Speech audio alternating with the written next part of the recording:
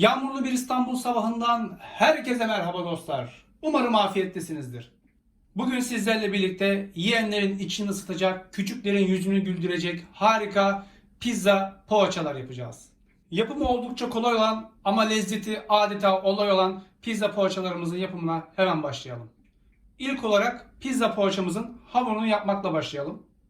Arkadaşlar hemen malzemeleri geçeyim ben. Yarım kilo un, 1 su bardağı ılık süt, yarım su bardağı ılık su, 1 yemek kaşığı toz şeker, 1 tatlı kaşığı tuz, yarım su bardağı sıvı yağ, 1 paket kuru maya, 1 çay kaşığı mahlep.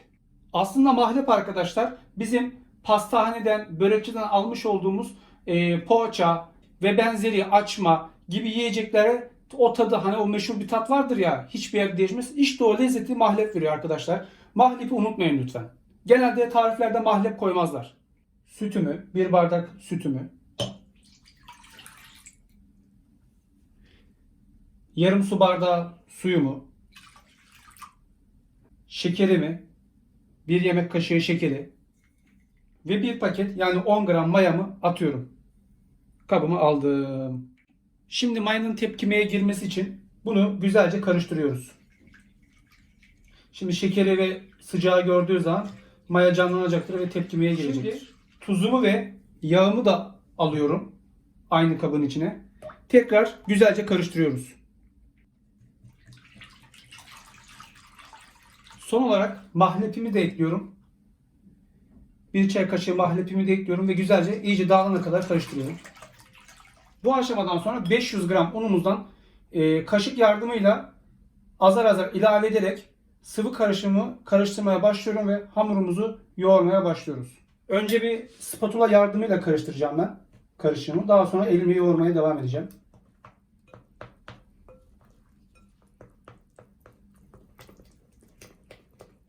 Eğer puf puf kabaran yumuşacık poğaçalar, açmalar, ekmekler elde etmek istiyorsanız arkadaşlar, bunun sırrı, bunun püf noktası hamurun çok yumuşak olması. Ayrıca aynı zamanda ele yapışmıyor kıvamda olması gerekiyor. Sert hamurlar her zaman taş gibi olur pişirdiğiniz zaman. Ne yaparsak yapalım. Yarım kilo un da 4,5 su bardağına tekabül ediyor arkadaşlar. Klasik su bardağı tam 4,5 su bardağına tekabül ediyor. Evet, artık bu aşamadan sonra bir miktar daha un atıyorum. Elimle yoğurmaya başlıyorum. Arkadaşlar bu şekilde 10 ila 15 dakika arası iyice hamurunun gluteni açığa çıkana kadar güzel bir şekilde yoğuruyoruz. Arkadaşlar yarım kilo unumun tamamını ekledim ben. Yani 4,5 su bardağı unun tamamını eklemiş oldum. Şimdi yoğurmaya devam edeceğim.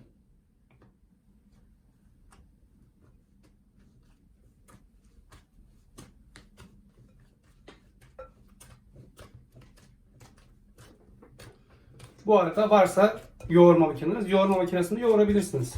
Yine 10 dakika süreyle yoğuracaksınız. Evet arkadaşlar, 15 dakika yoğurdum ve benim hamurum hazır hale geldi. Görmüş olduğunuz gibi.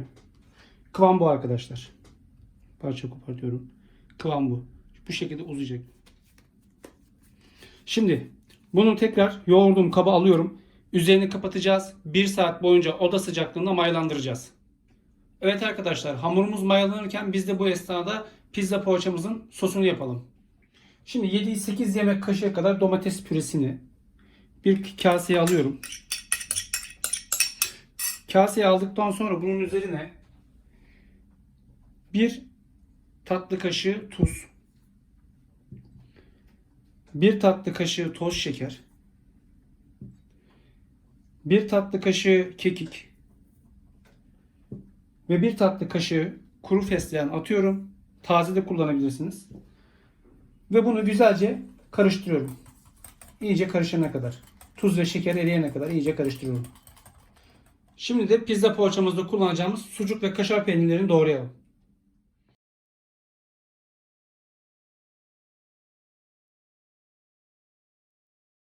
Peynirlerimizi küçük küp şeklinde, sucuklarımızı da yarım ay şeklinde doğradık. Şimdi pizza poğaçalarımızın yapımına geçelim.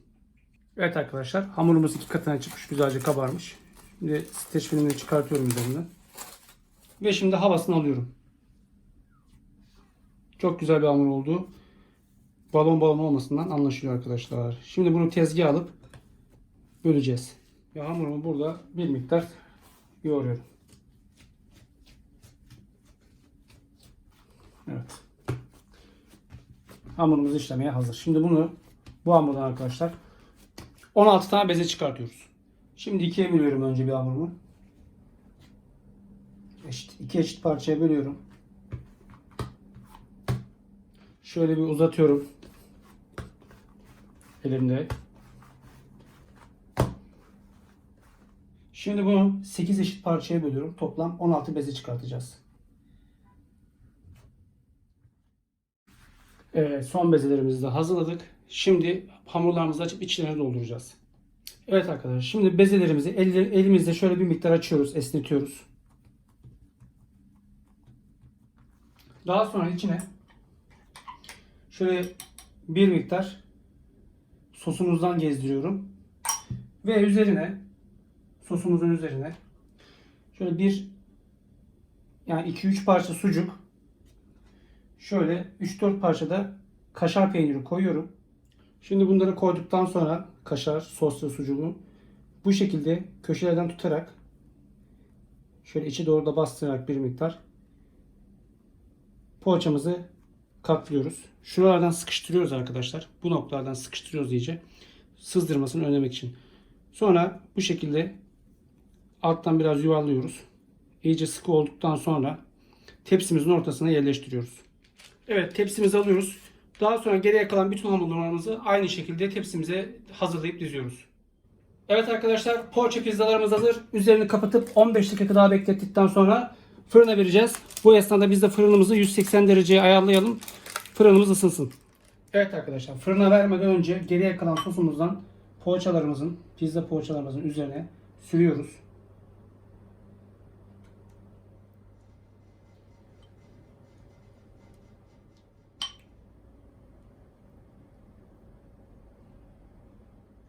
Daha sonra pizzalarımızın üzerine kıyılmış maydanoz ve rendelenmiş kaşar peyniri ilave ediyoruz.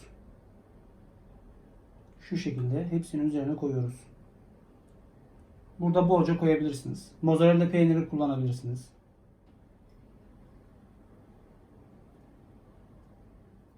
Şimdi de üzerlerine son olarak birer tane çeri domates koyuyoruz. Şimdi önceden 180 derece ısıtmış olduğumuz fırında 20 dakika boyunca pişiriyoruz arkadaşlar.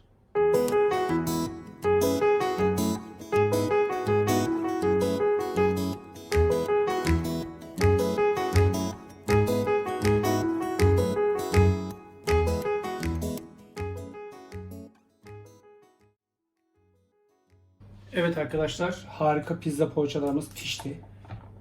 Çok güzel kokuyor, harika kokuyor. Evet arkadaşlar, şimdi şuradan bir tane izninizi çıkartıyorum. Evet. Oldukça sıcak. Görmüş olduğunuz gibi yumuşacık. Bölüyorum bir tanesinin içine. Çok güzel pişmiş. Görmüş olduğunuz gibi. Ve yumuşacık.